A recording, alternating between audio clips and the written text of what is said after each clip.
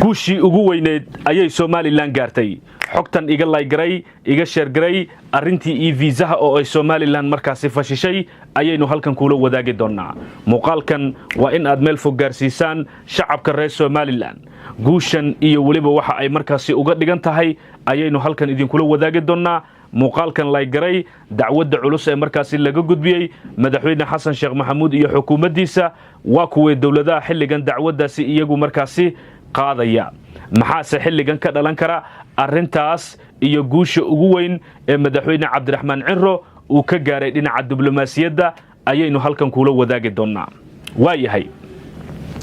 saacadihii aynu ka soo gudubnay markii ay baraha bulshada ka soo muuqdeen shacab doonayay inay u safraan magaalada Hargeysa ee Somaliland waxa markaasi soo kordhay in talaabo culus uu qaaday hogaamiyaha Somaliland Cabdiraxmaan Cabdilaahi Cinro arintaas waxa ay markaa ka dhalatay shacabkaas oo iyagu markaa durbaba bilaabay in ay dawladdu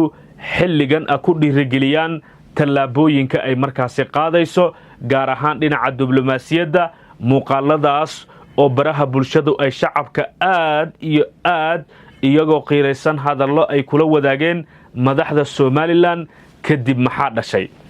waayahay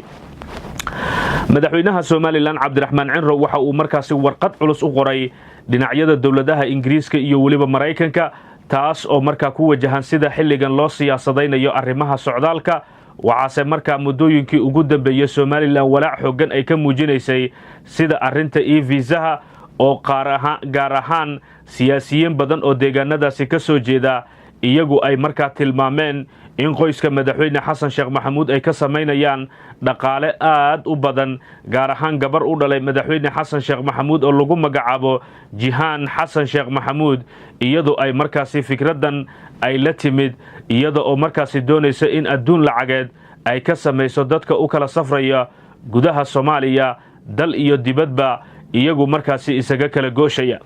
hase yeeshee xogaha aynu markaasi helayno waxa ay tilmaamayaan in Somaliland warqadda culus ay xilligan u qortay dhinacyada dawladaha Ingiriiska iyo waliba Mareykanka ay iyadoo ka heshay jawaab cad taas oo markaasi ku saabsan sida xilligan laga yeelayo guud ahaan arintan iyo waliba maadaama xilligan dawladda federaalka ee Soomaaliya ay iyadu bilowday inay siyaasadayso ayna beegsato hal deegaan oo gaar ahi maadaama deegaanada kale dadka ka soo jeeda ay isaga kala gooshaya ilaa iyo hadda wax qayla aysan ka soo yeerin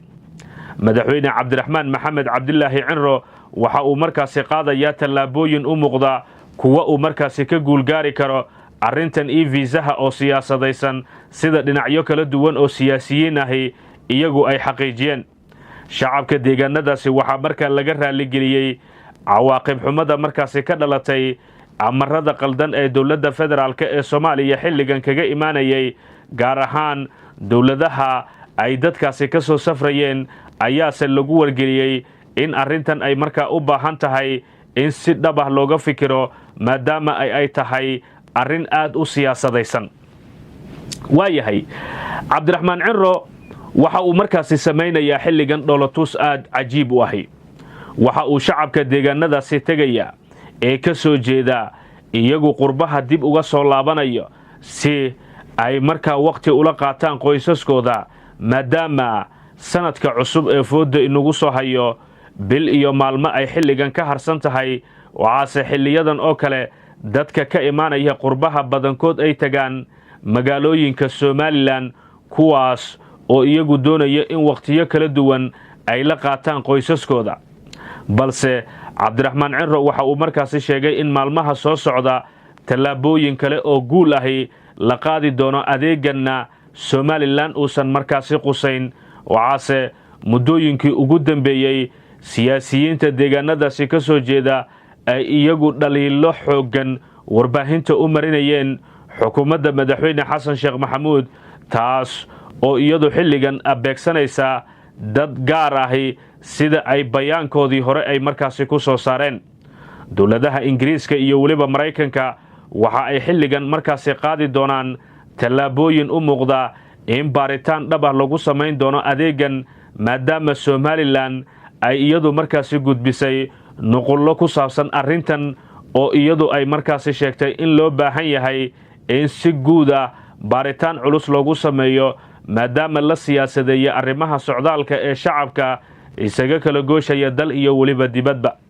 hase yeeshee madaxweyne xasan sheekh maxamuud iyo kooxdiisa ayay xilligan xaaladda ku xun tahay sida xogaha la helayo, waxaase marba marka ka sii dambaysa soconaya in Somaliland guulo la taaban karo ay ka gaartay arrintan, maadaama uu madaxweyne Cabdiraxmaan Cirro uu isagu yidhi waanu soo gabagabayn doonnaa saacadaha ina soo aadan wax kasta oo dhibaataha oo shacabka soo gaaray ee deegaanadaasi ka soo jeedana waanu ka raalligelinaynaa, ma ahan wax soo laaban doono ayuu yidhi Cabdiraxmaan Cirro.